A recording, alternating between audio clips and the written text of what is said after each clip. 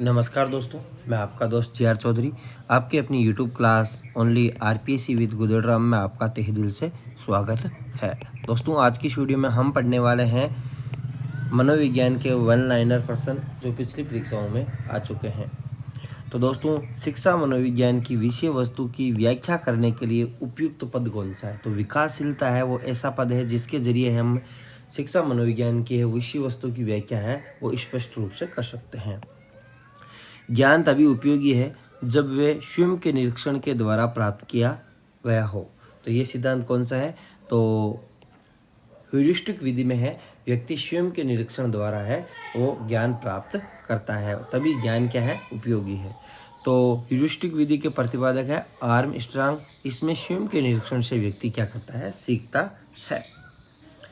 शिक्षा मनोविज्ञान क्या है? तो संपूर्ण शैक्षिक प्रक्रिया में है सहायक है। शिक्षण के संबंध में सही कर्म कौन सा है? तो स्मरण करना, बोधगम्य करना और चिंतन करना। स्मरण करना हर्बर्ट द्वारा, बोध करना मॉरिसन द्वारा और चिंतन करना है, और चिंतन स्तर है वो हंट द्वारा दिया गया। एक अच्छे शिक्षक के गुण, तो योग्यता होनी चाहिए, शिक्षण में कुशलता होनी चाहिए और उपलब्धियां होनी चाहिए। शिक्षण की उपलब्धियां यानी शिक्षा के क्षेत्र में कुछ विशिष्ट कार्य किया हुआ होना। कक्षा शिक्षण के संदर्भ में अधिगम और अभिप्रेरणा यानी मोटिवेशन उत्पन्न करने के लिए किस प्रकार की जानकारी अपेक्षित है?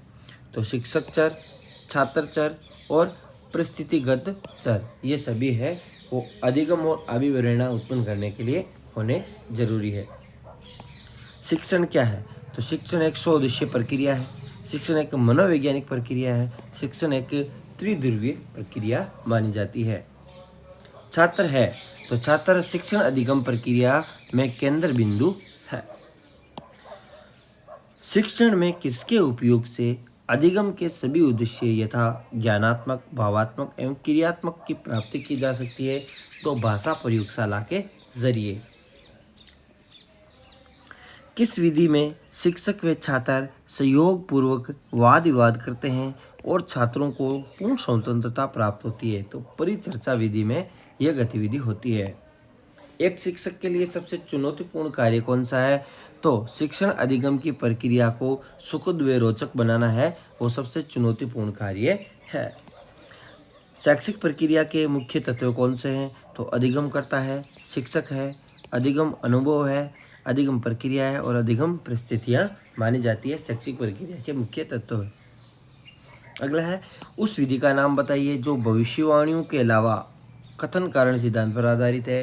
तो प्रयोगात्मक विधि, इसमें भविष्यवाणियां भी की जाती है और कथन कारण सिद्धांत पर आधारित है। प्रतिपादक कौन है इसके? विलियम वुड माने जाते हैं। स्वतंत्र चर कौन कौन से हैं? वातावरण है, अनुदेशन है, कार्य और विषय चर क्या है? स्वतंत्र चर माने जाते हैं। जैविक चर कौन कौन से हैं? आदत की शक्ति, चालक को प्रोत्साहन, अवरोध, व्यक्तिगत भिन्नताएं क्या है? विभिन्नताएं क्या है?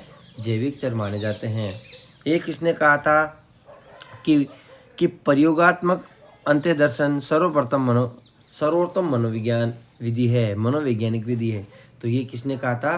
टिचनर ने कहा था कि प्रयोगात्मक अंत्यदर्शन है वो सर्वोत्तम मनोवैज्ञानिक विधि है।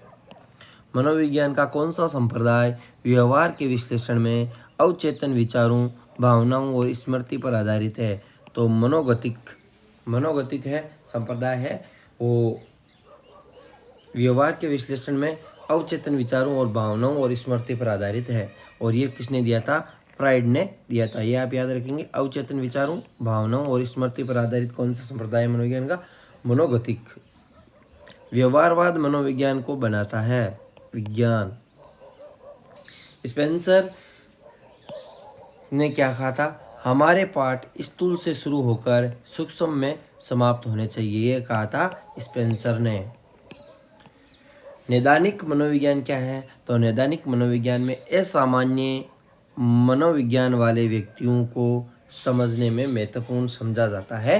नैदानिक मनोविज्ञान, जो असामान्य मनोवैज्ञानिक वाले व्यक्ति है उनको समझने के लिए इस मनोविज्ञान का प्रयोग किया जाता है।